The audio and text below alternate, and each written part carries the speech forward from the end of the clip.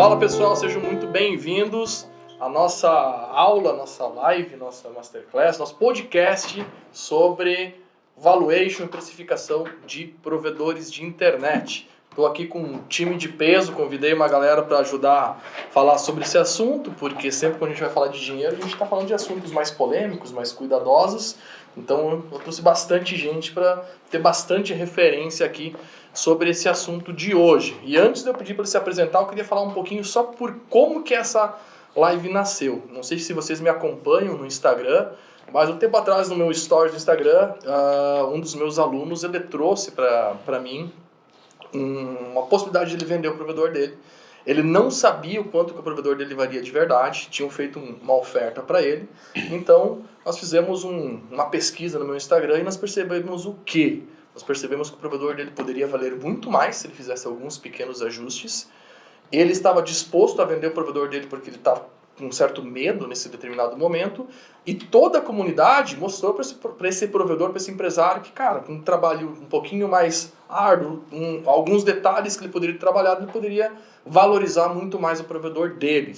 Né? Então, eu resolvi convidar o pessoal da Prosper para a gente debater um pouco sobre esse assunto, que um mesmo provedor, eu acho que vocês concordam, né, com um provedor com a mesma quantidade de clientes pode valer valores totalmente diferentes na mesma cidade, inclusive, né? Então é sobre isso que a gente vai debater, e não só quanto vale um provedor, porque isso eu acabei não conversando com vocês. Ontem eu fiz uma pesquisa no meu Instagram pedindo por que você ainda não vendeu o provedor. E eu escutei de muita gente falando assim, cara, o provedor mudou minha vida, por que eu vou vender ele? Eu escutei muito disso. Eu ganho dinheiro com o provedor, por que eu vou vender o provedor? Me ofereceram muito pouco o provedor, por que eu vou vender o provedor? Mas, por outro lado, também tem pessoas que entendem isso, mas sabem que, mesmo que ele não queira vender agora o provedor, nos próximos 5 anos, se ele trabalhar certinho, talvez ele vai ter uma aposentadoria muito maior mais pra frente. Então, achei bem interessante também essa pesquisa que eu fiz ontem. Então, a ideia é a gente falar sobre quanto vale, mas, principalmente, o que fazer para esse provedor valer mais. Não importa se você quer vender ele agora ou não. Se você está trabalhando com um provedor, ele vai receber uma valorização. Se tomar alguns detalhes, talvez com o mesmo trabalho, com a mesma energia, com o mesmo suor que você vai ter, aqui 3, 4 anos o provedor pode valer o dobro, tomando alguns detalhes estratégicos. Beleza? Então, vamos começar aqui, pedir para o pessoal se apresentar. Por onde eu começo? Sandro? Boa noite a todos, pessoal. Um prazer estar aqui com vocês, compartilhando esse assunto tão interessante e que realmente acaba mudando vidas, né?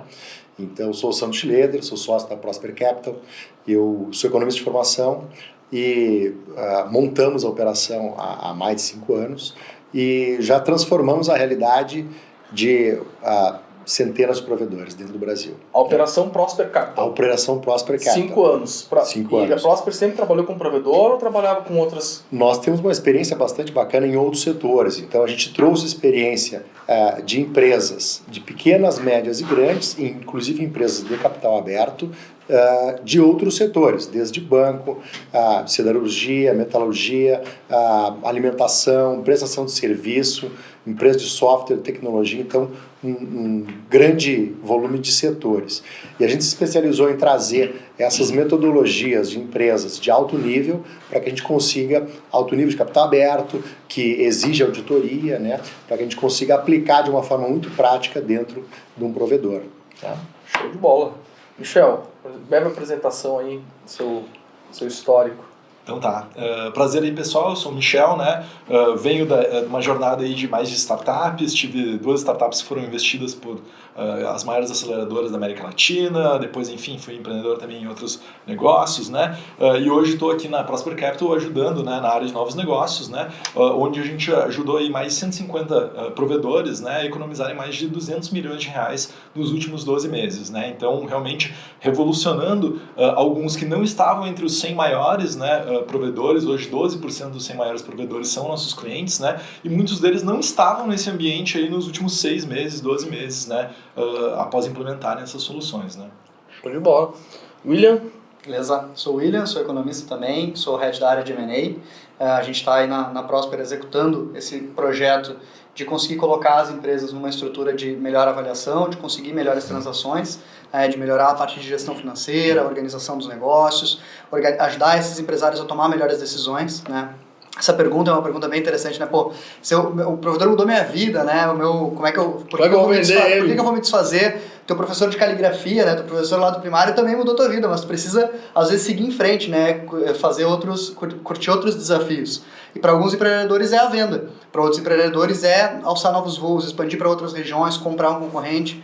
Então a gente ajuda o provedor a ter melhores estruturas para tomar essa decisão, né? Qual é o sonho, como realizar esse sonho, não é só o valor da venda, né? É o valor do negócio. Isso, show de bola.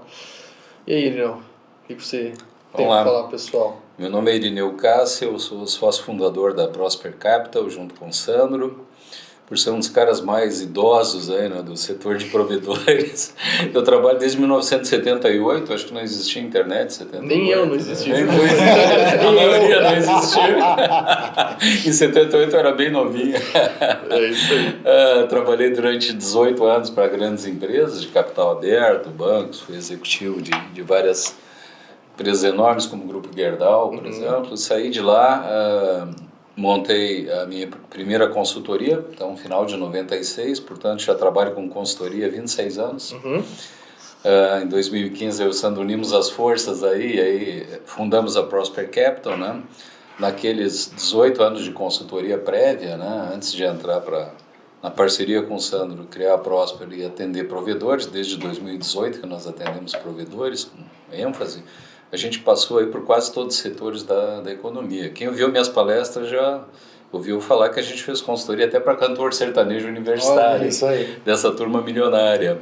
E por incrível que pareça, a solução que a gente vê um Gerdau usar, uma Votorantim Gerdau, um Itaú usar, que é ter uma hold, ter um grupo econômico embaixo, funciona para cantor sertanejo, funciona para provedor, tá? Funciona para qualquer tipo de empresa, é isso que torna mais eficiente. Essa é a coisa bacana, né? Tem muita coisa que grandes empresas fazem que a gente pode fazer e que o mercado não faz. Esse próprio conceito de faculdade corporativa que a gente está trazendo é um negócio... Bom, você trabalhou com educação corporativa, é um negócio que é muito comum em empresas grandes, mas não é para provedor e é por falta de informação isso, né? As pessoas não têm acesso a...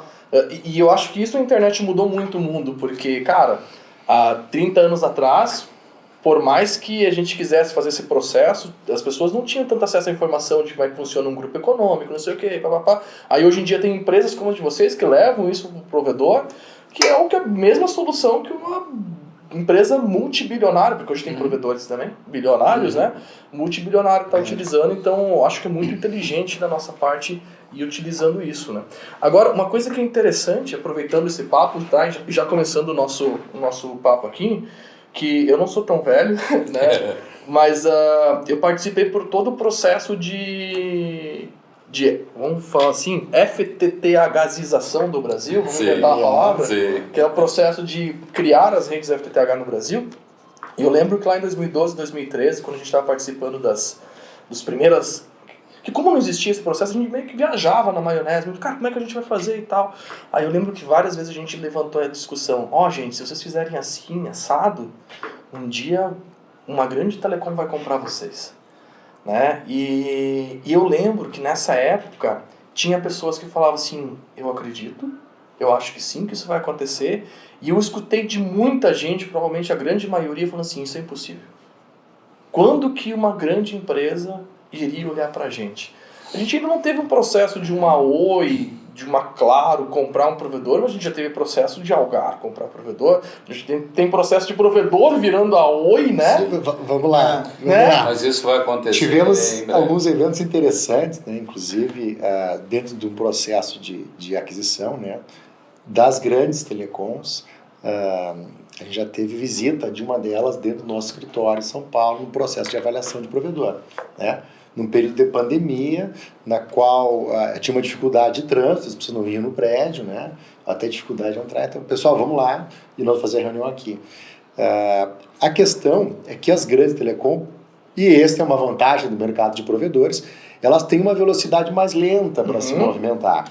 Então, exatamente por essa velocidade mais lenta que os provedores tomaram espaço e acabaram entregando serviço em lugares diversos no Brasil, universalizaram a internet. Então, as grandes elas têm uma demora para tomada de decisão. E é muita hierarquia, é muito processo, acaba não tendo uma velocidade dinâmica, né? O SP ele tem uma velocidade e autonomia para tomada de decisão. Sim.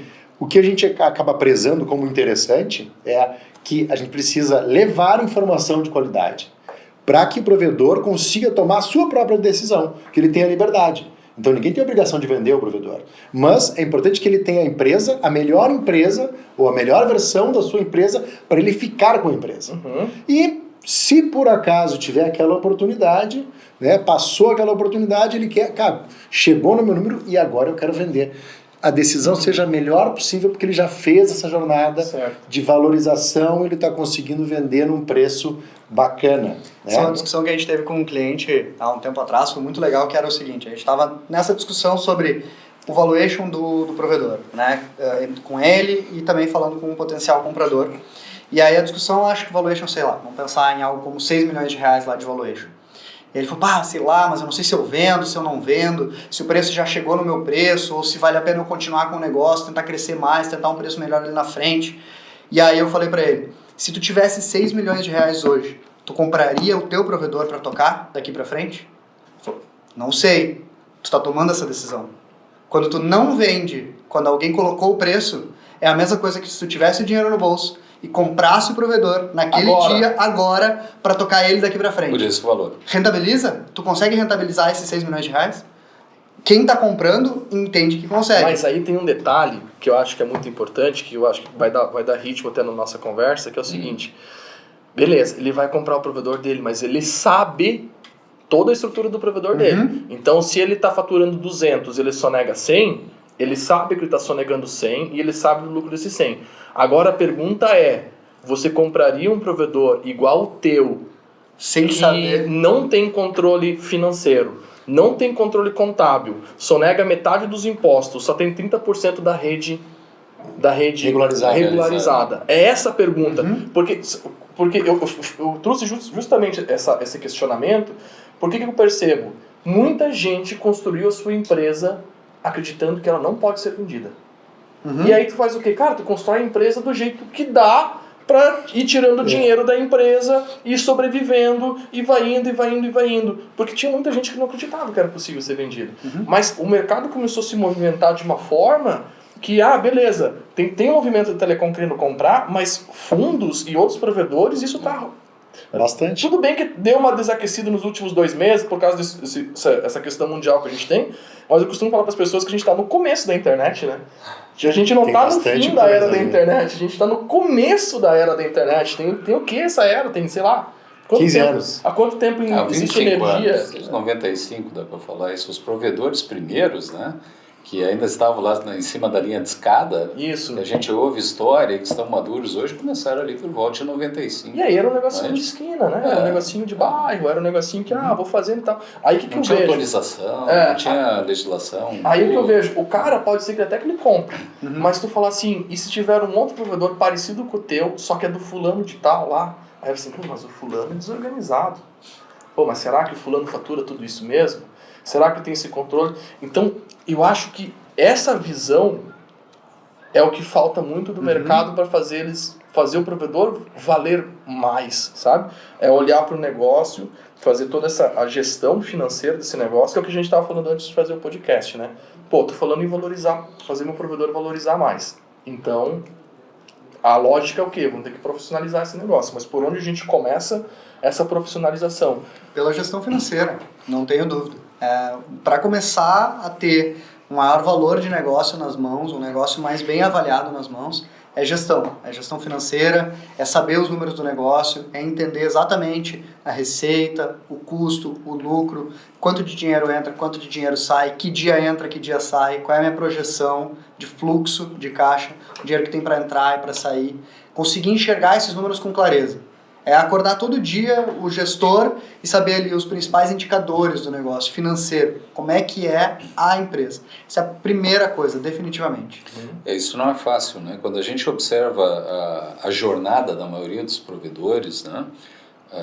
Grande parte deles eram técnicos, né? Técnicos que se tornaram empreendedores, viram a oportunidade de criar sua empresa de internet num local em que não havia esse serviço sido disponibilizado, atendido pelas grandes, ele foi lá e criou. Bem, como todo empreendedor, a gente cria subindo no poste, no telhado, né, implantando, chuva, faz sol, corta cabo às 3 da manhã, o pessoal sai, marca uma reunião e desmarca, não é assim? Às vezes a gente vai lá, pô, cadê a reunião? Não, caiu meu poste lá, cortaram, sei lá o quê, né? Esses dias cortaram a minha internet lá de casa, eu fiquei sem internet às 6 da tarde, no outro dia às 10 da manhã o pessoal foi lá, arrumou, tinham cortado, um concorrente foi lá e cortou, e eu moro em Porto Alegre, uma região central, é a realidade do setor. O que acontece? Essa jornada, não só para provedores, como qualquer empresa, ela funciona bem até um determinado ponto e tamanho. O ponto em que o cara consegue conhecer cada um dos funcionários, conhece boa parte dos clientes, que tem o celular dele, muitas vezes são amigos, o amigo que liga domingo às 8 da noite, estou sem internet aqui em casa. Sim. Pô, mas a hora que esse cara atinge um número, né, de clientes determinado, a equipe dele já passou de 100 pessoas, já começa a ficar difícil gerir isso, não tem mais condições. Então, nesse momento, ele tem que se profissionalizar. Tem que ter uma estrutura boa, tem que ter uma gestão boa, tem que ter uma contabilidade em dia. Ele quer comprar. O que a gente vê muitos provedores que têm essa informalidade? O cara quer comprar. O fornecedor e grandes fornecedores nos relatam quer isso. Comprar equipamento. Comprar equipamento para investir. Não necessariamente comprar quer fibra, não, quer fibra, quer, né, ONU, roteador, e aí o cara só quer comprar 500 mil. O cara manda o teu balanço, aí tá lá no balanço, 150 mil de faturamento. O cara, pô, não posso te dar 500 mil de crédito. Então, ok, te vendo em 3 vezes, 4 vezes. Puxa, isso não dá tempo. O prazo para o cara recuperar o capital do investimento é 10 meses, 1 ano, 1 ano e meio, né, dependendo se é a última milha, se é infra, né? Uhum. Então, poxa, essas coisas travam, cara. Então, a hora que a gente... aí vem a questão tributária. O cara começou pequenininho. A hora que ele chega nos 300 mil, ele tem que pagar o ICM separado. Então, o que normalmente as consultorias anteriores e contabilidade de cabo abrem uma segunda empresa, abre uma terceira empresa, abre uma quarta empresa, abre a 15ª, a 28ª empresa. Isso é risco embutido, né? Isso é um risco tremendo fiscal, coloca todo o patrimônio da vida do cara em risco, não agrega valor, ao contrário, tira valor, porque é como tu disse, né? Imagina eu comprador, eu tenho 10 milhões para comprar, né? Eu vou comprar um provedor que está com tudo arrumadinho, ou vou comprar um que está todo desarrumado? Exato, por isso que ele trouxe a ideia. Olhar para o meu provedor é fácil, cara. Um aspecto legal disso que o Irineu trouxe é, por exemplo, o contador desse provedor, ele normalmente é o contador da cidade. Ele atende a pet shop, a veterinária, o mercadinho, a moça lá da farmácia. Essas empresas não crescem 5%, 10% ao mês. Ele atende aquilo que ele consegue atender. Então ele tem uma empresa no Simples, está tudo certo. Ele provavelmente não vai chegar nesse faturamento de 300 mil em 1 ano. Para ele fazer isso, ele vai ter que abrir outra loja, vai ter que chegar num outro nível de faturamento. O provedor não, o provedor cresce muito mais rápido que isso. O que esse contador sabe fazer? Abrir a empresa do Simples. Abre mais uma, abre mais outra. Porque ele nem sabe como fazer esse processo de como é que eu gerencio uma empresa do lucro presumido, como é que eu gerencio uma empresa do lucro real, como é que eu faço para economizar impostos. Então a economia, né, faço aqui entre aspas, que ele gera é uma economia que não é valiosa. Como a gente está falando de valor, ela não é valiosa. Ele economiza um pouco todo mês ali nos impostos, mas depois quando ele vai conseguir crédito, tomar dinheiro no banco, fazer uma compra melhor com o fornecedor, imposto de renda declarar imposto de renda, comprar um imóvel, quer comprar uma casa, quer comprar um apartamento, quer comprar uma fazenda, carro, não consegue registrar o nome da pessoa física porque não consegue registrar os ativos. Então, tudo isso a gente entende que é possível ajudar o provedor a ser mais valioso nesse aspecto, de conseguir ter um negócio que é rastreável. Tem um ponto interessante, né, que me perguntaram uma vez, acho que vale a pena a gente trazer também. A informalidade é igual ao lucro? Não dá para levar essa informação. Informalidade não é igual ao lucro. Né? Então, a questão de informalidade, você está dormindo com um tijolo embaixo do travesseiro. É muito mais confortável dormir sem o tijolo embaixo do travesseiro. Então, é possível, é viável e tem como transformar um negócio que eventualmente foi informal em algum dia no passado em 100% regular para evitar diminuição de valor por uma contingência mal aplicada. Então, comparando de forma bem prática, né, nós temos dois provedores que têm uma receita de 20 milhões no ano, certo? Só que um deles está com um processo de irregularidade, pode ser através dos postes, pode ser através do trabalhista, ou eventualmente alguma coisa tributária, né? E uma margem pior de resultado. E um outro provedor, ele tem também um faturamento de 20 milhões, porém, ele gera mais conformidade, todo o faturamento dele está dentro da contabilidade. Ele reduziu um processo de produtividade, ele ganhou produtividade aumentando a sua margem, então ele gera mais resultado. A diferença de valor desses dois provedores aqui, um nós estamos falando de 35 milhões de reais e outro em 68 milhões de reais. Qual que é a diferença? O mesmo provedor.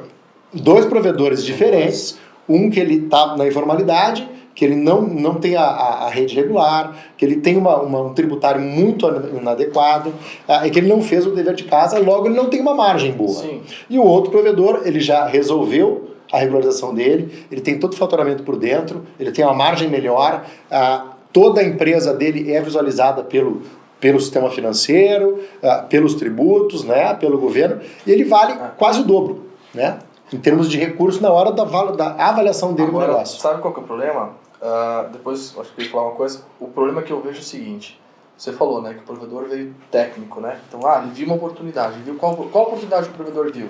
De construir fibra ótica na cidade dele. É essa a oportunidade que ele viu. Então, ele montou uma empresa do quê? De fibra ótica. Pergunta para esse provedor quantas empresas ele entrou em contato para contar o LT dele. Várias, né? Quantas? 10, 20, pelo menos 30, em todos os grupos, qual conseguiu mais desconto, como... Agora pergunta para esse mesmo provedor quantas entrevistas com contador ou gerente financeiro ele fez. Uma, duas, ou o primeiro do bairro. Tem um contador aqui no meu prédio. Só para terminar a linha de raciocínio, esses dias eu visitei um provedor, não vou dizer que é um provedor grande, um provedor que fatura bem aí, na casa próxima a 1 milhão mês. Ele não sabia qual que era o lucro dele pro plano. Tu acredita nisso? E é uma pergunta bem importante. De cada 100 reais que ele fatura, quanto que sobra? Aí tem um outro provedor que eu tô conversando, que até o dono e a dona entraram em contato comigo e falaram, pô, a gente tá gastando um dinheirão, tô gastando, tem muita despesa. Eu falei, tá, mas é gasto ou é investimento? Ou é despesa de crescimento? Tipo assim, tá faltando, não tá dando lucro, o EBITDA tá pequeno, ou tem um EBITDA bom, só que não tem fluxo de caixa porque tu tá investindo para crescer. E ela, não sei. E aí o que acontece? E é um provedor também que fatura próximo a 1 milhão mês. Então não é um provedor de 100 12 milhões ano, né, cara? 12 bastante. Se 1 milhão mês, ele já tem que estar com uns 30% de margem de lucro, tá? 30%, mas ele tem que saber isso. Pelos nossos números, arrumadinho, 30%. Aí o que acontece? De lucro líquido limpo. Fechando. Na contabilidade, qual o investidor, o empresário sócio pode escolher. Vou reinvestir no negócio comprando mais para expandir ou vou fazer uma outra operação. Acho importante a gente fazer um ponto também. Eu te passo... Só que eu quero terminar a linha de raciocínio, porque senão eu vou perder ela, que é o seguinte... Tudo isso que eu falei faz o quê? Faz o dono do provedor ter a sensação que o que faz o negócio dele valer é a quantidade de fibra que ele comprou e a quantidade de join new que ele tem instalado na casa do cliente. Entende? Já conversei com muita gente que fala assim, cara, meu provedor vale tanto. Eu falei, por quê? Porque eu gastei 2 milhões. Eu falei, tá, e daí? Se tu gastou 2 milhões, teu provedor pode valer 500 mil, isso não quer dizer nada.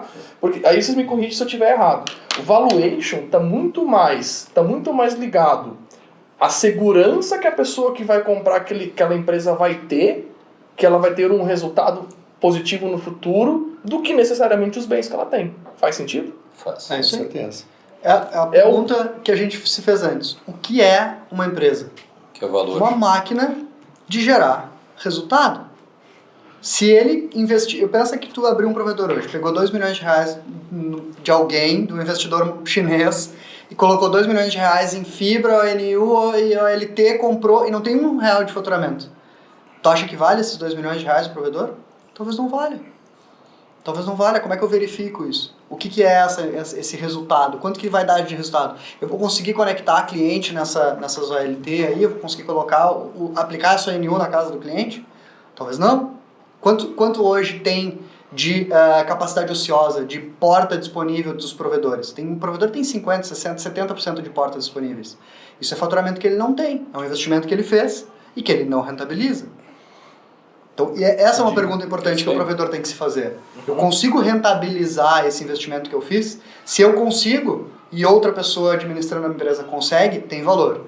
Se não, não tem valor. É como eu comprar isso aí e estocar num armazém. Isso que você falou é importante. Se outra empresa tem que comprar, a tua empresa conseguir tocar ela, né? É isso aí. Quanto menos isso estiver preparado, menos a empresa vai valer depois. É isso aí.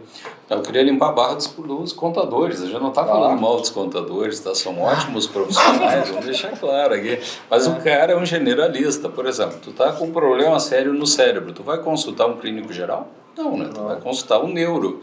Então, quando tu está com problema de RH, tu vai consultar um especialista em RH. Tu está com problema financeiro, especialista em finanças. Está com problema tributário, tem que pegar um especialista tributário.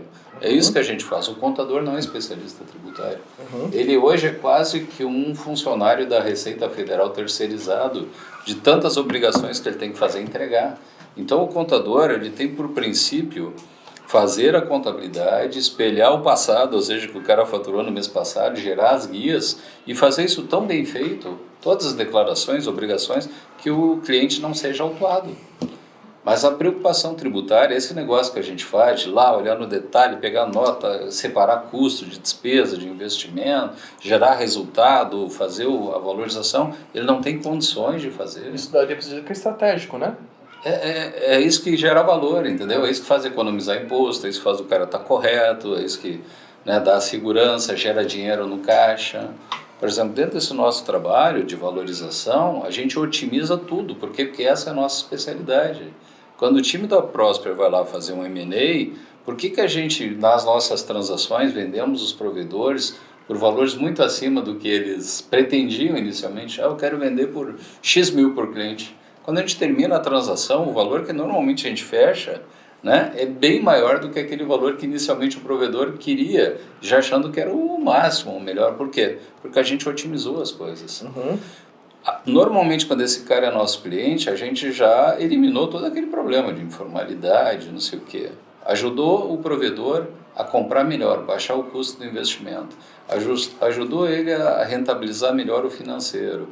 Tem os balancetes mensais bonitinhos, tem acesso a crédito mais barato. O banco vai olhar a conta dele, está tudo certo. Eu faturo 1 milhão, tá, não, passou 1 milhão aqui na minha cobrança. É isso que às vezes as pessoas não entendem. Isso é segurança, isso é bacana. Isso as pessoas não entendem, é a visão que as pessoas têm de fora, né? E as pessoas enxergam a nossa empresa de fora, não através do que a gente fala, através dos números. Então existe um padrão de números, existe DRE, existe todos esses padrões justamente para as pessoas que estão fora conseguir olhar a empresa e falar assim, cara, essa empresa é saudável, essa empresa não é saudável. Agora vamos lá, vamos botar lenha na fogueira aqui. Qual que é a margem de quanto que vale um provedor hoje? Tipo assim, o que é o mínimo que vocês já viram e o que é o máximo? Então, vamos começar por aí.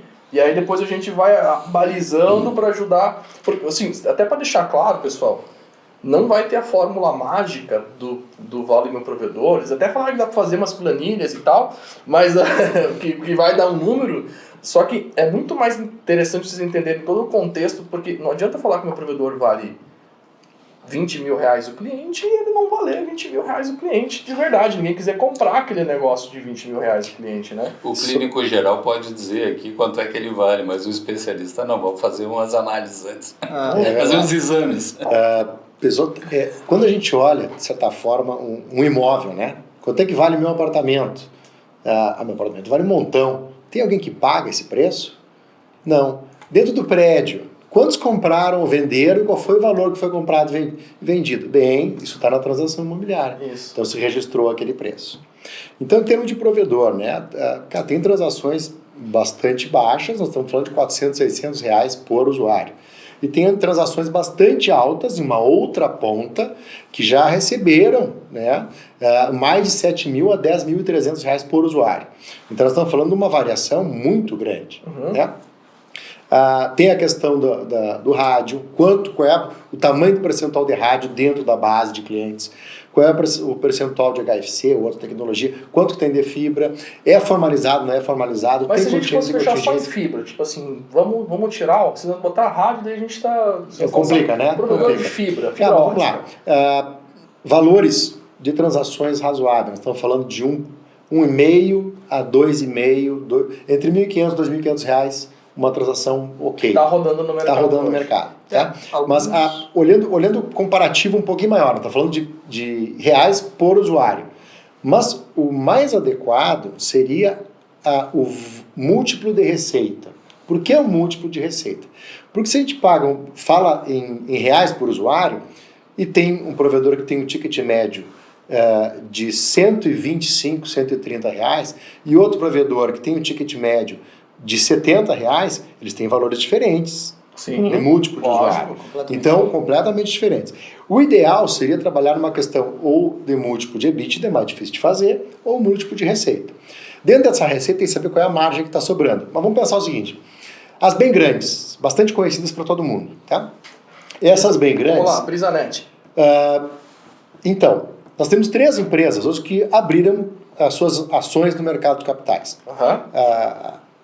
A que teve o maior valor dentro da transação de capital, maior volume de recursos, foi a Brisanet, um gigante do setor, né? Com mais de 1 milhão de usuários. E ela está sendo transacionada na Bolsa hoje a menos de 11 vezes seu faturamento mensal, segundo a última análise disponível do último trimestre disponível. São informações públicas, pessoal, não estou trazendo nada confidencial aqui, tá? Já está lá nas relações com investidores. Então, esse número é verificável. O que acontece? A gente aprendeu a olhar esses números e traz eles de uma forma muito mais mastigada, muito transparente para que vocês entendam. Né? Posso só fazer um aspecto aqui? Os nossos contatos depois estão à disposição para quem quiser entender os números. A gente explica como é que calcula, o cara consegue entrar lá, verificar esse número no site da empresa, está tudo divulgado. Então, e agora à vontade. Eu vou aproveitar já que deu adendo, e se alguém não está entendendo EBITDA, se alguém não está entendendo algumas nomenclaturas, está ficando complicado, nós não vamos ter tempo de explicar, mas é mais um indício que vocês precisam estudar sobre isso. Sim, mas no final a gente vai abrir para pergunta. Legal. Tá? Então, de forma prática, né, a gente falou da Brisanet, que está numa valorização de menos de 11 vezes o seu faturamento mensal.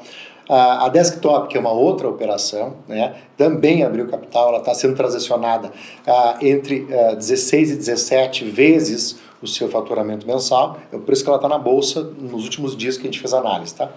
E a Unifique tem um valor um pouco maior, e nós estamos falando aí uma transação em torno de 26, 27 vezes a sua receita mensal. Tá? Isso é informação pública e conforme a Bolsa de Valores vai se mexendo, ela pode aumentar ou diminuir. Sim. Tá? O que aconteceu? Essas empresas abriram capital em julho do ano passado. Em menos de 45 dias, as 3 abriram capital. Sim. Então, de julho do ano passado para agora, o que aconteceu? Taxa de juros começou a subir, inflação também deu uma disparada, movimentação externa, nem fala, guerra e outras coisas aí. Disparou. Dólar também. Então, existem coisas que não são controláveis, né? Mas como que o empresário, né, se prepara para este ambiente das coisas que ele não controla? Ele tem que resolver as coisas dentro da empresa dele. Aquilo que ele consegue, que ele tem o poder da autorização da caneta para mandar fazer. Então, enquanto empresário, ele tem que ter o seu negócio na mão, com as informações que ele consiga realmente avaliar e tomar a sua própria decisão. Tá? Esse é um dos grandes pontos que a gente traz, é que ele tenha a melhor informação para escolher onde é que ele quer ir. Tá? Agora, uma coisa interessante sobre essas ações, essas empresas que entraram na Bolsa, que é informação pública, depois a gente vem para os provedores menores, porque eu acho que a grande maioria aqui, eu até estava dando uma olhada na pesquisa, a grande maioria são provedores que estão no Simples, pelo que eu vi na 72% até 300 mil. Os provedores que são menores. A Brisanet hoje tem 11 vezes o faturamento nessa data agora, nesses últimos dias, né? Mas quando é que ela entrou na Bolsa, quanto que ela valia? Ela valia em torno de 6,9 bilhões. Não, mas no último o múltiplo usuário dava mais de 11 mil reais, 11.500 reais por usuário. Sim, mas quantas vezes o faturamento dava? Você lembra disso? Chegou a fazer esse cálculo? Ticket médio eram 65, né? Ela valia pelo menos umas 40 vezes. Mais de 40 vezes. Olha só que interessante. Mais. Ela valia mais de 40 vezes o faturamento mensal. Quando entrou, Quando ela abriu, eu tô falando, não passou um ano, né? Um ano agora, julho. Isso. Então, um ano atrás, ela varia mais de 40 vezes o seu faturamento mensal. Isso. E hoje ela está valendo em torno de 10, 11. Mas então, nós estamos falando que tem 75% de diferença.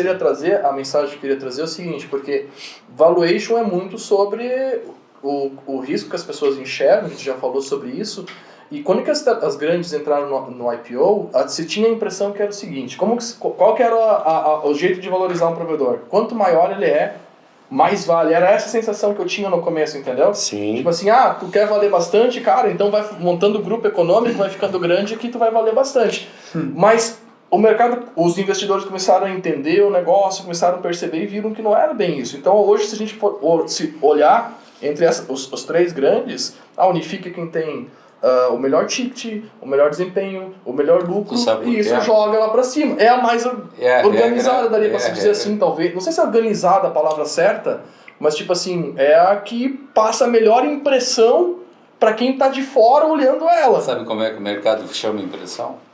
Resultado. Resultado é lucro.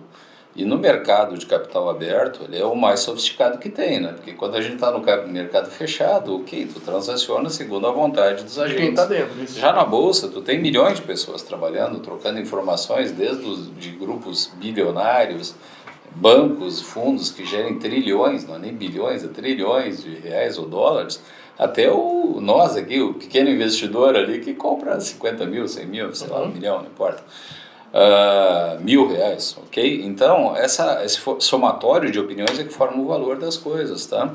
Então, o que gera o valor de uma empresa é o resultado que ela entrega. Se ela tem bons resultados, ela vale mais. Que é o caso dessas três, a Unifique entrega mais resultados. Tá. Ainda assim, eu vou te dar uma informação. O nível de resultados que ela entrega é mais ou menos a metade do que entregam os nossos clientes, provedores que faturam acima de R$1 milhão. Entendi. Ou 10 milhões, ou 20 milhões, ou 50 milhões por mês. Os nossos clientes costumam entregar resultados muito maiores do que esse enquanto companhias fechadas. Entendi. Por que isso? Existe um plano, existe uma disciplina, existe uma regra, existe um nível de investimento. Ele é menor, não se endivida, não se endivida além do que pode, dá o passo do tamanho da perna. Não, uma crítica aqui, talvez o mercado não esteja percebendo adequadamente o valor dessas três. Exato. Talvez elas estejam investindo para crescer, mas essa é a realidade hoje. Então vamos olhar o nível de resultados dos últimos balanços aqui. Qual é o resultado que a Brisa tem entregue? Praticamente zero, ok? Vai fazer investimento 5G, coisa e tal, talvez melhor. É isso que ele fala lá, né? O pessoal não está enxergando o que eu estou bolando, mas tudo bem. Porque torcer para o cara quebrar não tem nada a ver, tomara que melhore. Tem milhares de empregos, milhões de clientes aí, vamos. Com certeza. Vamos lá, desktop, poxa, entrega um resultado, o último que eu lembro é algo em torno de 4, 5%. É claro que vai valer menos do que uma Brisa que entrega quase 20%. A Brisa não, a Unifique, 16, 18% de rentabilidade líquida. A gente também mostra isso nas palestras, né, comparando lá alguns clientes nossos, alguns que dá para falar, porque tem números publicados e outros que não dá. Mas é isso, os nossos clientes entregam mais de 30% de resultado líquido no balanço, auditável, contabilizado, inclusive pelas 4 grandes auditorias, pela Deloitte, pela KPMG. Então é resultado quente, totalmente auditável. Agora sim, né?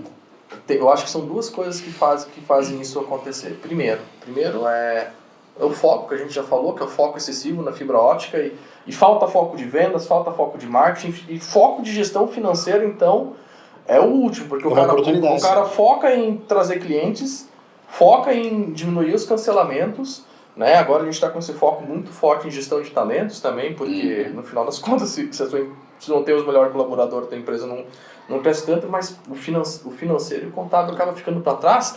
E no meu ponto de vista é justamente porque, bom, nós somos uma colônia, né? Então o brasileiro já tem aquele negócio que, cara, que ele é menos, isso inconsciente, né? Que ele é menos, não sei se vocês já perceberam, o brasileiro não gosta de vender, a gente é tudo meio travado, essas coisas, a gente não sabe fazer negócio, a gente não sabe empreender.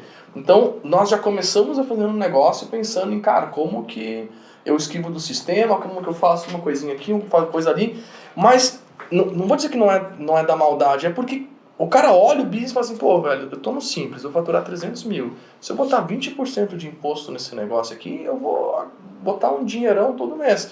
Então o cara já começa em algumas formas assim, tem que dar uma economizada aqui, uma economizada aí. Muito é por falta de gestão, de conhecimento, né? Eu falo de densidade intelectual sobre o assunto. E acaba entrando na informalidade por achar que é impossível conseguir ter uma empresa dentro das normas, principalmente os pequenos. O que eu mais ouço são os pequenos, cara. Porque tem pequeno que fala assim, o grande já deu um jeito. o cara vai lá, ele já deu um jeito, se organizou, mas a gente não consegue. É impossível botar no papel, é impossível pagar todo o lucro e pagar tudo e sobrar dinheiro. Mas é que isso é muito distante da realidade, né? Tem um livro que saiu um bom tempo atrás, né, do Freakonomics, e que eles fizeram uma análise acharam uma boca de fumo, tá, não é?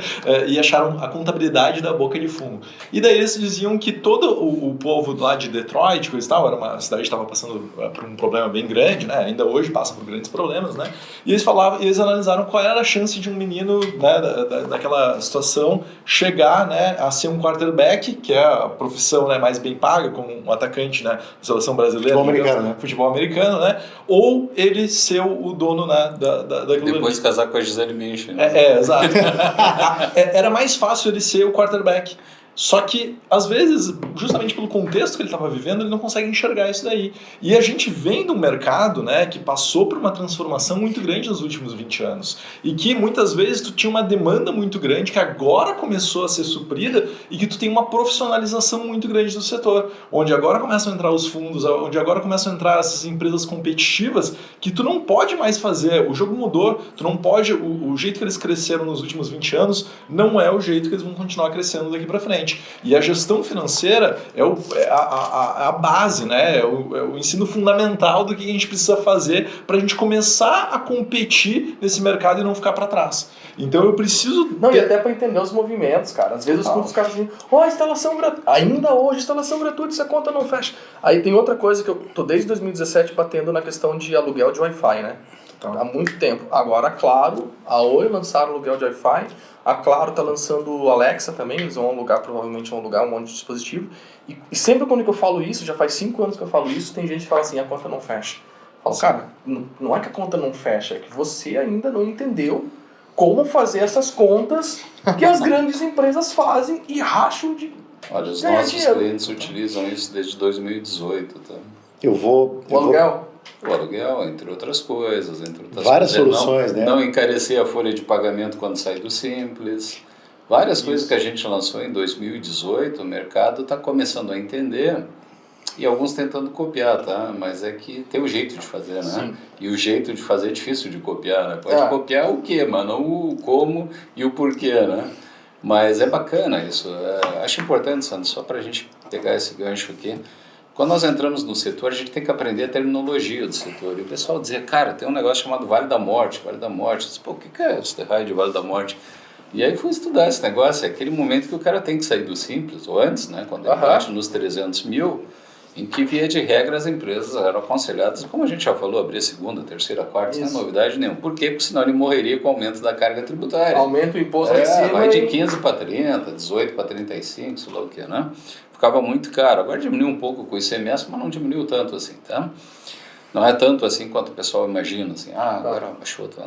Não é tanto assim, infelizmente, tá? A carga vai continuar alta, vai baixar alguns pontos, mas vai continuar alta. Então, os 30 vai baixar para 27, 28, porque ninguém usa 100% de ACM, tá? Não existe isso, né? Bom, o que a gente fez, né? Primeiro, entendeu como é que funcionava o setor, criamos os nossos modelos, organizamos as empresas. E o presidente de uma associação lá do Sul chegou para mim e disse, 80% dos nossos associados são empresas do Simples e faturam ali seus 200, 150, 200 ou menos. Pô, acho uma solução para essa turma, para o Vale da Morte. Então, a gente estudou realmente quase um ano, para te ver como as coisas são difíceis. Quase um ano de estudo, porque não existia isso no mercado. Então, não tinha de quem copiar, né? Que nem a turma faz aí. Então, tem que criar uma solução. E começamos do zero, e o Simples não é nem simples nem barato. Né? Por incrível que pareça, o Simples é complicado e caro. Isso. E só para mostrar por que é caro, né? Até hoje, a carga tributária mais alta que a gente mediu foi de um provedor que tinha estourado o sublimite do Simples, né? O cara pagava mais de 40% de imposto. No Simples? No Simples. E porque ele tinha estourado o sublimite. Mas olha, tem um provedor, um estado legal, importante do país, em que o cara tem uma no real, uma no presumido, umas 4 ou 5 no Simples, mais um pedaço assim, para pagar os carnês, aqueles boletos lá que vem com as notas diferentes lá. E o cara, quando a gente mediu na ponta do lápis, quanto paga aqui, lá, porque estava estourado aqui, lá, não sei o que, o cara pagava quase 40%, pagava 35% lá por cento. Quando eu mostrei para ele, isso não é possível. Imagina, estamos falando de alguém que fatura uns 5 pau por mês. Cara, é complicado, porque, de novo, aquilo que a gente falou da formação, né? Nem sempre o empreendedor consegue dar o salto para virar empresário. O empresário é aquele que conseguiu dominar essas coisas todas, montou um time bacana, especialista, e foi no mercado e contratou aquele monte de especialista, né? Gente interna e gente externa que agrega ali para ter um negócio rentável, bacana, que dá dinheiro. Esse cara ganha muito dinheiro. Mesmo assim, mas poderia ganhar muito mais e valer muito mais. Só para concluir o Vale da Morte, a gente conseguiu criar esse produto, criar essa solução, implantamos, né, Michel? Os nossos clientes do Simples hoje pagam entre 6% e 9%. Tudo legal, tudo por dentro. Tudo 100% legal, com balancete fechado, com crédito junto a bancos, junto a fornecedores, e nunca vão ter esse problema na hora de sair do Simples. Porque na hora de sair do Simples, esse cara que está pagando 8%, 9%, 10% no máximo, ele vai passar para 11%, no máximo 12%. Tá. Então, acabou esse negócio do Vale da Morte. Vamos fazer uma simulação aqui, só para fechar o assunto dele. Um provedor hoje que está faturando 200 mil, 70% falou que fatura menos de 300, tá?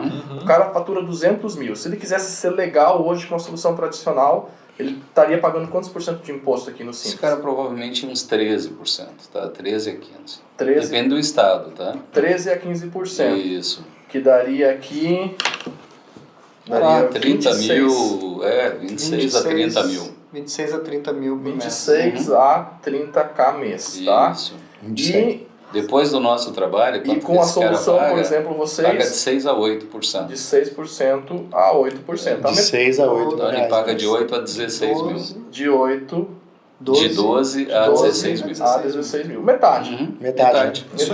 Então, se o cara hoje, ele fatura 200 mil, declara só 100, ilegal e informal, ele tá pagando... ele poderia estar pagando, declarando 200...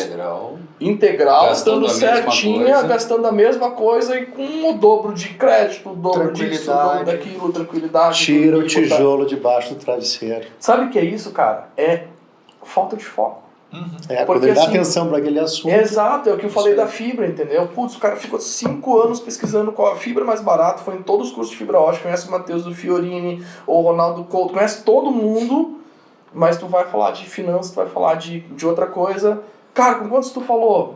Às vezes o cara nem foi atrás, não estudou, ou falou com um ou com dois, mas sabe qual é um dos problemas que eu vejo aqui? É que dá medo, né? Tipo assim, pô, como é que eu vou confiar em vocês? Me diz aí, por que eu confiaria em vocês? Porque o cara tá chegando e fala assim, cara, tem como no Simples ganhar menos? E aí, eu acho que ganhar mais.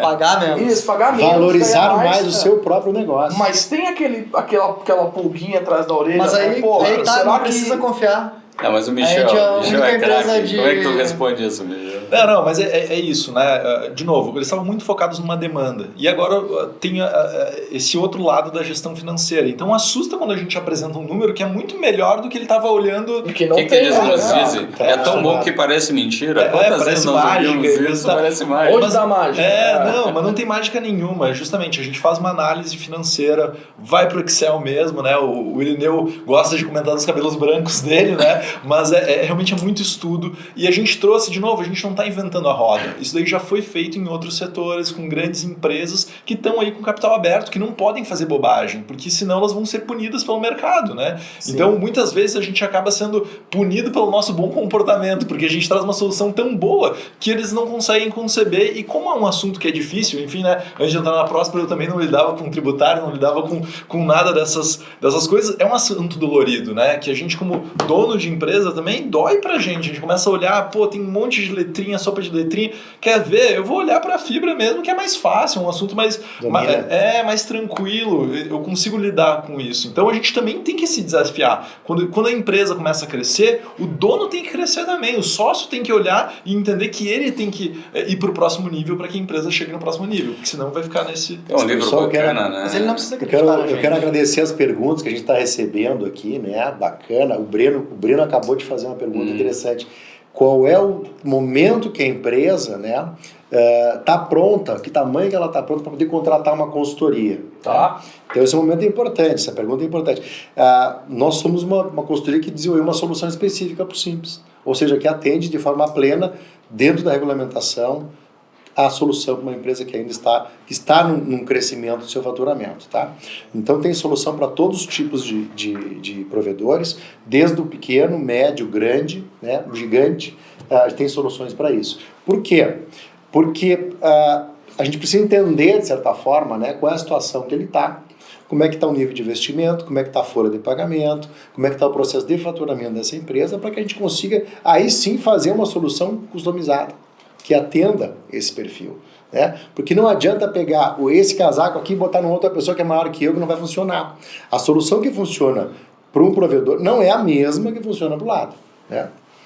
Diga lá. Nós tínhamos um corte que era 150 mil reais, né, de faturamento mensal mínimo para atender. Mas nós já temos clientes menores do que isso, né, Michel? Porque é pessoal que já vendeu o provedor ou que estava com dinheiro, já tinha experiência, tinha dinheiro, disse, cara, eu vou começar o meu provedor agora. Então nós já temos clientes que não tem nenhum cliente, nenhum usuário. Mas eles, cara, eu quero começar da maneira certa e quero montar essa estrutura. Lógico, eu tenho cliente que tem 5 mil clientes em um ano. Cara. Mas vamos lá, para quem trabalha, né, Michel? Ele sabe para onde é que ele está indo, desculpa, Ireneu, só para... E isso é uma pergunta que a gente faz muitas vezes para os provedores, onde é que tu quer chegar daqui a 5 anos, onde é que tu quer estar? E eles não sabem responder, porque eles não sabem qual é a base, eles não sabem o lucro, não sabem qual é o momento. Agora, esse cara aí que está vindo, ele já tem uma experiência, ele já sabe onde é que ele quer chegar. Já passou por isso.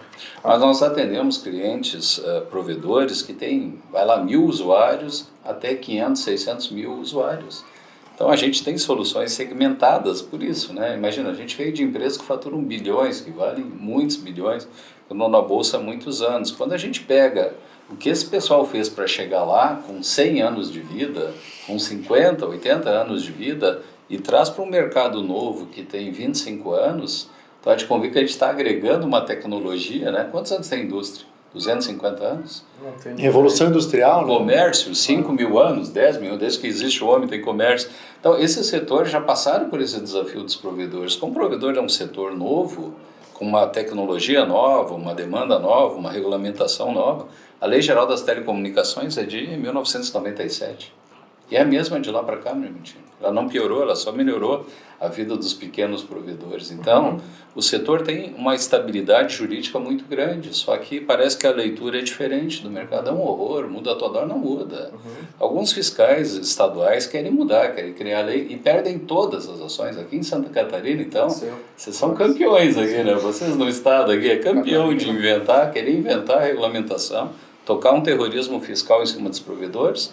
Aí a associação se move, a estadual, a associação nacional, e ganha as ações e manda o fisco estadual, não, te aquieta aí, cara, tu não pode inventar a lei nem querer cobrar o que não está na lei, tu só pode cobrar o que está. Mas quantos provedores aqui se apequenaram, tiveram medo e venderam seu provedor? Muito! É o que mais acontece. É um problema. Nós estávamos falando antes. Não precisa. E, cara, eu fiquei puto da vida, porque assim, ó, tem muita gente que tem dinheiro, a palavra é essa, extorquindo de gente que não tem dinheiro.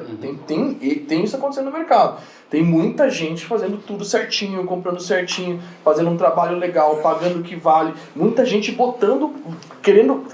fazendo um negócio tão bem feito que quer o dono dentro da base.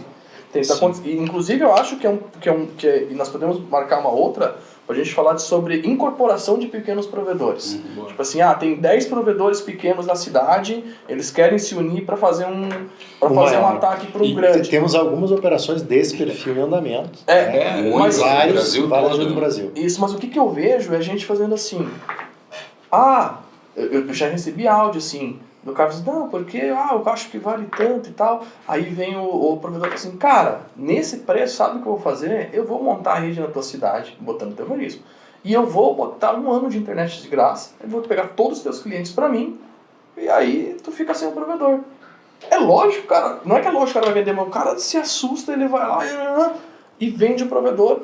Quando que ele poderia ter se estruturado um pouquinho? Primeiro, não precisaria ter medo desse cara, que não é assim que tu tira cliente das outras. Exatamente. Se fosse assim, todas as grandes fusões ia ter crescido na bolsa ao invés de ter caído, né? Sim. Porque eles entraram, todo mundo e eu percebi isso, que todo mundo achou que era só botar dinheiro na máquina, entrar na cidade, contratar time de venda que ia dar certo. E não é bem assim que a banda experiência toca. é igual a tua. Mesmo nas cidades em que o cara tinha uma posição legal, e aí entra a Clara, a Viva, tinha aqueles que baixam um ônibus e troço, internet não sei quantos mega, um preço mais baixo, olha, tiram muito pouco. Tira o Se é cliente que ruim, tiram, né? tira os ruins, isso que é Tira os legal, clientes tira os ruim. ruins. É. E quando tira cliente ruim da base, melhora o provedor, ele vale mais. Lógico. Aí a questão, eu faço umas ancoragens longas para trazer as conversas, né? Mas você tinha falado de quando que a gente tem que fazer. O Breno pediu, né? O Breno perguntou qual é o momento de contratar uma consultoria. Aí eu fico pensando assim. Hoje é o melhor momento. Imagina que o provedor nasceu do zero, tá?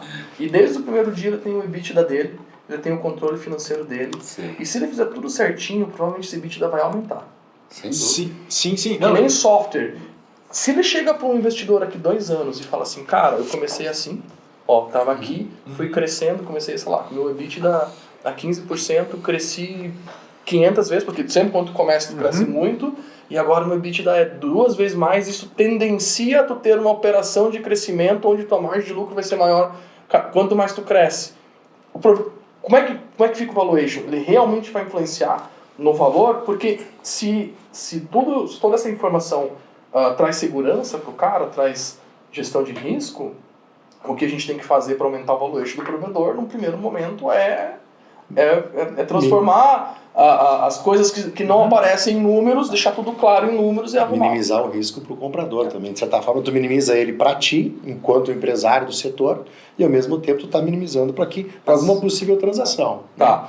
Não é só isso, né? Assim, montei tem uma operação lá, com alguns mil usuários, 1.000, 2.000 usuários. Meu core de rede é o MikroTik, eu sei o tamanho máximo que ele vai ser. O MikroTik a gente sabe que ele tem limitações físicas de capacidade. Então, para crescer mais do que isso, vai precisar fazer um novo investimento. Quem está comprando tem várias cidades, vai querer crescer, tem potencial na cidade para ter mais de 5, 6 mil usuários, vai ter que trocar esse core de rede, eu vou ter que trocar os equipamentos, vou ter que fazer um investimento. Então isso, não adianta eu ter toda a gestão da empresa e a empresa não está estruturalmente preparada para esse crescimento. Tá. Não adianta eu ter o EBITDA lá desde o dia 1, não adianta eu ter toda a gestão financeira, a empresa pagando todos os impostos, se o negócio não foi pensado no crescimento. Eu tenho minha rede aqui FTTH, mas tem um monte de enlace de rádio. Não é FTTH, o meu backbone não é todo fibra. Então, meu cliente lá na ponta, eu desço a fibra do rádio lá para casa do cliente. Não é FTTH, a gente não está falando de uma estrutura que tem capacidade de crescimento ilimitado dentro do negócio, né? Um crescimento potencial significativo. Tá. Então, isso também são aspectos que a gente traz para o cliente. E aí, respondendo a pergunta do Breno, quando que é o momento de contratar uma consultoria? Quando tu precisa de um apoio em alguma decisão de gestão que tu não tem condição de tomar mais sozinho. É de financeiro, é de RH, é de investimento na minha rede, que cidade eu vou abrir, para onde que eu vou olhar, vou investir em mais equipamentos, tenho que revisar a minha rede, como é que está a estrutura de concorrência na minha cidade, como é que está a estrutura de valorização das transações financeiras entre provedores que estão acontecendo na minha região, quero fazer uma fusão com um parceiro meu aqui na região, como é que eu faço essa estrutura? Quero me juntar com um parceirão meu, aí a gente compra a rede junto, a gente compartilha um CDN, e a gente quer juntar. Eu sou bom de financeiro, ele é bom de comercial, e agora a gente está tomando uma pressão da concorrência. Mas a gente acha que junto a gente pode ser melhor. Então, como é que faz isso? Não sei fazer. Essa é a hora de contratar uma consultoria. A hora de tu trazer uma visão especialista do mercado, de vários aspectos da gestão do negócio, para essa operação. Porque a gente não vai conseguir dizer para ele qual é a melhor fibra, qual a melhor OLT, como é que ele faz a melhor estrutura de proteção lá dentro do sistema. Ele é muito melhor, o provedor é muito melhor do que a gente nisso. Isso todos eles sabem, mas a questão é gestão para crescimento, gestão financeira, operacional, visão de mercado. Isso que a gente consegue trazer. Agora vamos trazer números, tá? Um número assim pra gente, lógico, são números, não é que é lúdico, mas são números que a gente traz da nossa experiência, né? Provedor que fatura 200 mil assinantes e vamos trazer aí que ele tenha 200 mil reais e tenha 2 mil assinantes. Ticket médio de 100 reais. De 100 reais, tá? Eu não posso pedir para vocês fazerem quanto vale esse provedor, mas vamos supor que esse provedor foi avaliado aí em 1.800 reais o assinante. O que esse cara faz para valer mais? Ou Essa é a pergunta que a gente consegue fazer olhando para o negócio. Acho que dá para a gente falar algumas coisas qual bem, o passo bem a bacanas. passo que ele pode seguir? Vamos... Eu acho que essa é a pergunta Deixa certa. eu começar e depois qual eu passo para os especialistas. O cara não quer vender o provedor ou ele quer, não importa. Como é que eu melhoro o meu negócio? Como que ele faz o negócio dele sair de 1.800 para 2,5? Ou, por exemplo, tem um cliente no Mato Grosso do Sul, que ele já é bem reguladinho, enfim, o provedor dele ofereceram 3 mil por assinante, mas ele tem um ticket médio de R$198. E ele falou assim, cara, eu quero 3.500, 3.700. Por exemplo, quais que são os passos, o passo a passo? Tipo assim, um checklist. Cara, a gente começa aqui, depois a gente vem aqui, depois a gente vem aqui, depois a gente vem aqui, depois a gente vem aqui. E a gente consegue dar Tem um checklist simplificado, tem um checklist aquele de verdade, né? Mas então, vamos lá. Checklist... Tu vai assumir essa fala, então fala. De certa forma é o seguinte, primeira coisa, né? Em termos de...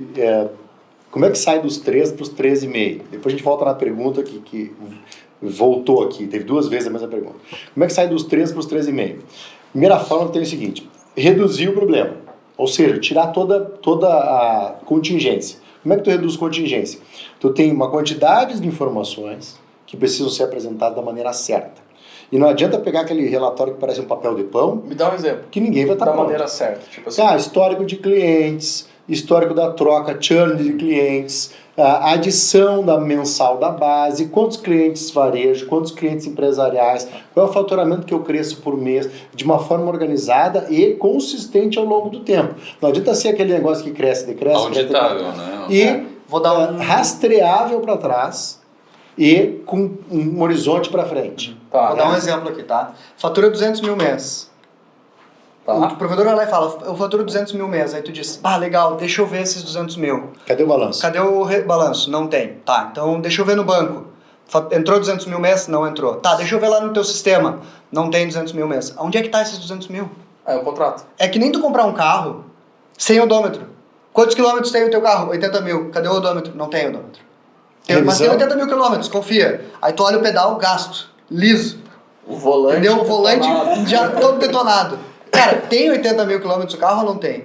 Então como é que tu garante, como é que eu te entrego, tá aqui 200 mil reais de faturamento, tô te entregando 200 mil reais de faturamento. É isso que eu tô comprando, eu comprador quero 200 mil reais de faturamento e uma rede para eu crescer em cima. Cadê esses 200 mil? Então é isso que o Sandro quis dizer com essa questão de como é que eu identifico, é aquilo que eu falei do provedor que tinha 10 mil assinantes. O cara foi lá depois, ele comprou o provedor com 10 mil assinantes. Ele foi lá, começou a fazer a gestão. E falou assim, não gente, peraí, era pra gente receber quase 1 milhão mês, a gente tá recebendo 500, o que aconteceu? Não, tem cliente cancelado há 6 meses. Tá, mas por que o cliente tá na base ainda? Não é pra não dar churn. Aí é fácil. Não mentiu pra si mesmo. Se eu não medir a febre, eu não tô com febre. Aí o cara que comprou, o diretor falou assim, tu tá falando pra mim, na minha cara, que eu tava esperando números. Daí a pessoa não era o dono, tinha sido mandado, ficou sem saber, mas é mais ou menos isso, entendi. Tem uma pergunta que está voltando aqui, a partir de que tamanho a economia de tributos vale a pena para um provedor contratar uma consultoria? Né? Então essa pergunta eu acho que é super importante. Eu gosto dessa. Irineu, tá contigo essa bola aí. Só não terminou. Depois eu trago o passo a passo aqui, que daí eu já faço. Não, mas vamos responder porque economia é legal. Desde que eu criei a consultoria, lá em 1996, eu pensei o seguinte, eu sempre tenho que entregar mais resultado para o cliente do que eu cobro dele. É óbvio, né? Isso é combinado, né? Parece óbvio, né? Mas na prática, quantas consultorias o amigão aí contratou que mostrou isso para ele? Olha, economizei tanto e tu me pagou tanto. Né? Faz essa conta aí, legal. Bom, a gente faz o seguinte, tá? A gente, para empresas do Simples, tem uma taxa mínima de 3 mil reais para né? Pessoal que fatura 200, 300 mil, e nós entregamos lá de 9 a 15 mil reais de economia. Ou seja, a gente cobra 3 e entrega 9 a 15, ou seja, de 3 a 5 vezes o valor dos honorários que nos entregam. Os nossos contratos dizem o seguinte, se o cara nós não apresentarmos uma economia para ele, em 2 anos a gente devolve o dinheiro que ele nos pagou. Entendi. Uma 100%. economia após o nosso custo. Uma economia real. Entendi, real. Verdade. O cara pagou os impostos, pagou a consultoria e está economizando. Entendi. Sabe quantas vezes... nós temos uma outra coisa, a gente tem um seguro, né, de alguns milhões, aí caso tenha algum problema com o cliente. Sabe quantas vezes o cliente nosso teve autuação em mais de 400 projetos desde 1996, de tudo quanto é tamanho? Quantas vezes a gente teve que devolver a taxa de honorários? Quantas vezes nós não entregamos o resultado? Zero. Nunca teve problema. Por quê? Porque a gente só faz o negócio quando nós temos certeza que nós vamos fazer o negócio, entregar, fazer aquilo dar certo, parar de pé e ser totalmente legal. Tem algum cliente grande que vocês podem falar? Meu Deus, vamos lá. Um dos meus primeiros clientes foi o próprio Grupo Gerdau, que eu trabalhei, fiz um trabalho bacana lá de economia. Teve o Camozato, foi cliente. É cliente de vocês, né? Sim, o Camozato foi cliente nosso, olha só, de 2019, foi um dos primeiros clientes da Prosper, né?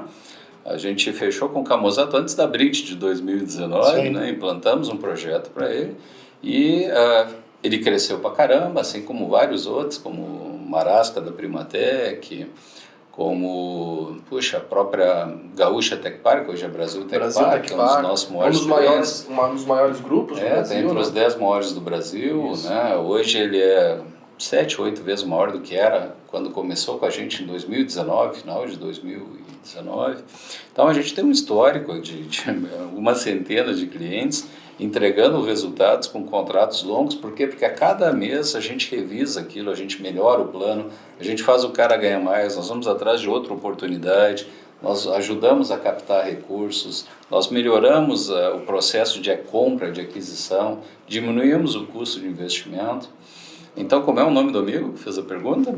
Cara, nós temos duas aqui, uma é do André e o Jailton, as duas perguntas. Ok, então vamos lá, André e Jailton, tá? O momento é agora. Por quê? Porque se uma consultoria mostrar para ti que ela pode te entregar um resultado melhor do que tu tem hoje e que esse custo para ti vai ser negativo, ou seja, tu vai ganhar muito mais do que vai pagar, tu vai agregar valor. Então, é isso que a gente faz. Na prática é isso, a gente começa com empresas que faturam 150 mil normalmente, e daí para cima pode faturar 500 milhões, 1 bilhão, tanto faz o tamanho que o importante é isso, tu contratar algo que vai te dar resultado. Eles poderiam qualquer fazer área, uma consulta com vocês antes? Então, combinado com aquilo, uma pergunta que tu fez bem no início, que era como é que o provedor vai confiar na gente? Ele não precisa confiar na Prosper. Primeiro, a gente tem uma garantia, ou seja, se não gerar economia, o dinheiro volta. Segundo, a gente faz todo um estudo prévio do provedor para mostrar para ele se alguma economia será gerada. Entendi. Então a gente mostra isso para ele antes de qualquer tipo de valor, contratação, existe um estudo prévio. E terceiro, sempre que a gente encontra o provedor, consegue conversar, faz esse estudo prévio e ele ainda está em dúvidas, a gente ainda consegue fazer a indicação de alguns clientes nossos para ele conversar. Entendi. Muitos dos nossos clientes vêm de indicação de clientes antigos e vêm por terem conversado com outros clientes que são parceiros nossos. Por quê? Porque eles têm a mesma mentalidade, a mentalidade do crescimento. Então, quando ele vai lá e senta na frente de um outro empresário e começa, cara, eu quero crescer, a minha operação é assim, a minha operação é assada, de uma região para outra, do cara do Nordeste com o cara do Sul. Cara, a gente pensa igual e eu contratei a Próspera por causa disso. Entendi. Eu arrumei a minha estrutura e eles estão comigo há 1 ano, 2 anos, 3 anos, fazendo esse trabalho todo mês. Todo dia. Então a gente conversa com os nossos clientes quase todo dia. Então ele não precisa confiar na Próspera. Ele vai lá e consegue conversar com outro cara que tem a mesma capacidade dele, que tem os mesmos problemas que ele tem, que cai rede no final de semana e ele tem que atender o cliente, que tem que contratar a gente todo mês para fazer expansão. Então ele não precisa confiar na gente. Ele consegue ter várias alternativas aí de segurança, de garantia dentro do negócio para ele poder tomar essa decisão com o melhor da qualidade. Aquilo que tu falou do medo, né? O cara tá tomando a decisão com medo, não toma a decisão com medo. Não faz um ajuste tributário por medo da fiscalização. Faz porque tu entende que o teu provedor é excelente e tem capacidade de crescer ainda mais.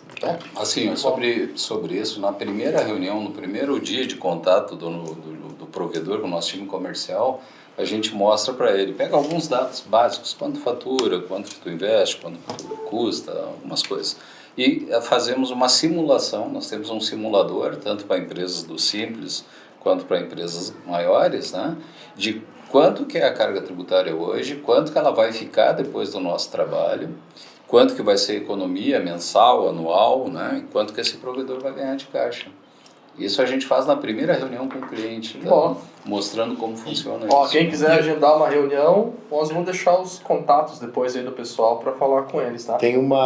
Nós estamos programando dentro dessa nossa live aqui tem sorteios ao final do evento, vai ter uma landing page ali no canal. Top. Todas as pessoas que se inscreverem ali vão estar concorrendo aos sorteios. Tá? Já foi passado o link para as pessoas aí no chat? Ainda não, vai ser ao longo do processo, ao final da nossa conversa aqui. Tá, pessoal, então daqui a pouco no chat a gente vai Eu quero passar agradecer o vocês. Marcos, nosso cliente aqui, contratou a gente há um tempo atrás, ele tinha a operação dele ainda no Simples, e agradeceu aqui através das mensagens, né? Bacana, o resultado do serviço top. Foi feita a fusão. Tem parabéns aí, Marcão. Então, obrigado pelo Abraço, reconhecimento Marcão. e um grande abraço para ti. Tá? Outra pergunta interessante, né? Em relação a um processo, né? Processo, então, de união de provedores, é uma coisa que está realmente bastante interessante e temos ajudado muitos a fazer esse tipo de processo.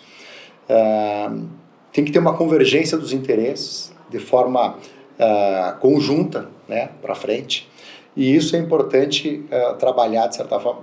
São empresas que acabam, né, tendo os mesmos resultados e podem ter vantagens de sinergia, de escopo e de escala no mesmo caminho. Ou seja, juntos fazem um resultado completamente diferente do que cada um na sua ponta com a sua operação. Tem economias de escala que é possível ganhar, tem sinergia, tem custo de link, tem CDN, tem processo de compra com um fornecedor, tem um monte de variáveis que pode economizar aí, e isso faz o valor de todas as operações em conjunto valer muito mais. Tá? Acho que é um dos processos mais bacanas, né, que a gente fez. Dá para falar, né? Tem 2 clientes nossos, né, que resolveram se unir, né? O pessoal às vezes liga, nós somos 5, 10, queremos nos juntar aqui, vocês ajudam nisso? Claro, ajudamos, fazemos isso. Então a gente começa esse trabalho, esse processo, né, de muitas vezes pegar. Nós estamos fazendo com 9 provedores agora, muito bacana, tá? 9 provedores que juntos vão dar, sei lá, quase 100 mil usuários. Se pegar os 9 separados, são todos pequenos provedores, alguns no Simples, alguns recém saíram, mas o pessoal quer se unir. Imagina unir 9 provedores. A gente está habituado a fazer esse processo, né, de 3, cultura, 4, 5, de organização, de ajudar. Olha que bacana. Imagina que cada dono de provedor tem que cuidar do financeiro, do RH, do técnico, do desenvolvimento, do tributário, do não sei o quê. Então o cara carrega um piano gigante nas costas. Agora nós somos 9, imagina nós nessa mesa aqui. Né? O que a gente faz? Qual é o primeiro processo, né? Sendo que tu organiza com o time? Vocês querem realmente se unir? Queremos, legal. Vocês querem crescer? Qual é a visão? Queremos ter um grande provedor, valorizar, quem sabe vender lá adiante por um preço legal, que a gente separado não conseguiria, bacana. Então vamos ver. Qual é o papel de cada um? Qual provedores aí, médio? Poucos assinantes? 5, 10, 15, provedores maiores. Não, vai de 3. Mas tem turma de 3, 5, tem de todos os tamanhos, né? Tá, mas vamos diminuir um pouco, trazer para o mundo das pessoas que estão assistindo a gente. 3 mil usuários, 4 mil usuários. usuários, Menores aí. Porque, vamos supor, esses caras... Esse é o caso real. Nós é um caso real. Sim. Os 9 juntos vão dar 70, 80 mil usuários. Entendi. Então, pensa, e o escopo vai de 3 mil a 15 mil usuários entre eles. Tá. E os 9 querem se unir. O que acontece? Cada um de nós aqui na mesa tem uma competência, certo? Perfeito. Tu é melhor em algumas coisas, o Sandro em outras, o Michel em outro, o William em outro e algumas. Então, quando a gente faz isso, a primeira coisa é nós organizarmos, né, como é que vai ficar a sociedade e como é que vai funcionar a responsabilidade depois disso. Não necessariamente o que tem 15 mil vale 5 vezes mais do que o que tem 3 mil. Então a gente organiza, qual é o percentual, como é que vocês querem acertar entre vocês. Bom, agora quem é o melhor aqui? Se botar eu de técnico vai ser um horror, né, cara? Porque eu sou bom em finanças, em números, né? Talvez te colocar no tributário também não vai dar certo. Então vamos dividir, vamos separar isso aqui. Eu venho para o tributário, tu vem para a gestão de pessoas, comercial, marketing, sei lá, o Sandro financeiro, eu. Cada um na sua. Quando a gente organiza isso, cara, o peso do piano diminui muito, porque eu que tinha que cuidar de tudo, eu vou cuidar de uma área e daquela área que eu sou melhor. Cara, isso economiza tempo, economiza vida, dá qualidade de vida para cada um. E faz funcionar melhor, concorda? Faz, porque a energia que tu iria colocar para cuidar do provedor pequeno não vai ser a mesma provedor grande, mas vai ser muito parecido. Tua estratégia de vendas e marketing, tu teria que fazer 10 estratégias e tá fazendo uma. Mas a pergunta que eu tenho para te fazer é o seguinte: sinergia, cara. Quanto que esses provedor valia em média antes e quanto que vai valer por cliente depois que o grupo estiver pronto? Vamos pensar o seguinte, quando tu vai vender essa Porque turma... essa é a ideia da nossa live hoje, né, cara? Então vamos lá, vamos organizar isso aí. Olha só, o cara que tem 2, 3 mil usuários, pensar que ele vale 1.500 já é... Bacana. É bacana. Tá. Agora, O cara quando tu vê organizado de hoje... 1.500. 1.500, É mas difícil. O mercado de hoje... Organizadinho ou Isso. não organizado? Não, organizado. Desorganizado vale menos. O que é organizado? Financeiro, Financeiro, contabilidade, contábil, tudo toda a parte lançado, regulatória. Regulatória, Tem poste, rede, poste, tudo certinho. nota fiscal das compras dos equipamentos, essas coisas assim. Agora tu imagina os 80 mil. Tudo formalizado. Né? Tudo poste, tudo formalizado. Não tem mais 9 contabilidade, não tem 9 financeiro, não tem 9 atendimento, não tem 9 marketing. Tudo isso a gente corta, vai ter o melhor de cada um. A melhor marca, a melhor gestão, a melhor contabilidade, o melhor financeiro, o melhor link, compra junto, equipamento, compra junto e compra em volume, crédito no banco. Cara, o gerente do banco vai atender um cara de 80 mil, não é mais isso aí. 9. Então, esse tipo de coisa, com certeza, faz com que a margem dessa turma quase dobre de tamanho. Possivelmente dobre de tamanho. A gente está no final da captação das informações, então ainda não começamos a fazer o plano. Mas a nossa experiência é que nós já fizemos isso com vários, em que a margem era em torno de 20 a 25 e ela saltou para 35 a 45. Tá. Tem casos até de 50% a margem passou de líquida. 50 Ou seja, dobrou de tamanho. O cara dobrou a rentabilidade, dobrou o caixa disponível que sobra antes dos investimentos. Então, qual é a regra dos nossos? O que acontece com os nossos clientes do modo geral? Sobrando mais dinheiro, poxa, esse cara faz melhor escolha, ele compra mais barato, ele pode fazer melhores investimentos, ele vai ter um custo menor financeiro, ele vai ter mais crédito. Então, aquele cara que vendia para ele em 10, 12 meses, pergunta quantos meses tu quer? Eu quero 36. Tá bom, te dou 36. Pois eu quero sem juros. Então, tu faz negócio, tu compra outros. Para de concorrer entre si. Sim. Porque normalmente tu junta com alguém que é parceiro da região. Talvez não Isso tenha é caso real, tá? Isso é o bem que a gente provável vive que no não dia a tenha dia da entendido Próspera. muito bem o que a gente falou aqui, porque a turma está dizendo que o 1.500 é meio baixo, né? Depende do ticket médio, depende da receita, depende da qualidade da estrutura do provedor. A região. Tá? Pode ser baixo e pode ser bem pago se uma operação não tá organizada. Qual é o número de faturamento, Sandro? Mas vamos lá, em múltiplos Esse de faturamentos, tá? Multifaturamento É menos chance de errar, exato. né? Porque o valor por usuário é mais complicado. Então, dentro dessa linha, transações no abaixo, padrões mais baratos, né? Ou, dependendo do grupo, nós estamos falando operações 12, 13, 14 vezes. Temos caso de uma gigante que está abaixo dos 11, certo? Abaixo dos 11, mas hoje. Não é nosso cliente. Não é nosso cliente, isso é verdade, não é nosso cliente. E tem a turma que vai para cima, 16, 18, 20, mas estamos falando de gente que está com uma outra estrutura de organização. Tem que lembrar que o então, mercado esse é o mudou ponto. muito, gente. O mercado foi 25, 30. Isso, mas a taxa de juros, inflação, tem muita coisa e uma que outra acabou. coisa. Isso foi há 1 ano e meio atrás. Aí eu pego vários desses provedores e falo assim, beleza, mas quantos clientes tu tinha há 1 ano e meio atrás?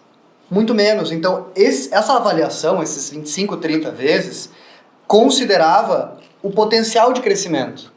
Então, um provedor que valia 30 vezes e dobrou de tamanho, agora ele está valendo... Se o valuation ficou estagnado, ele está valendo 15.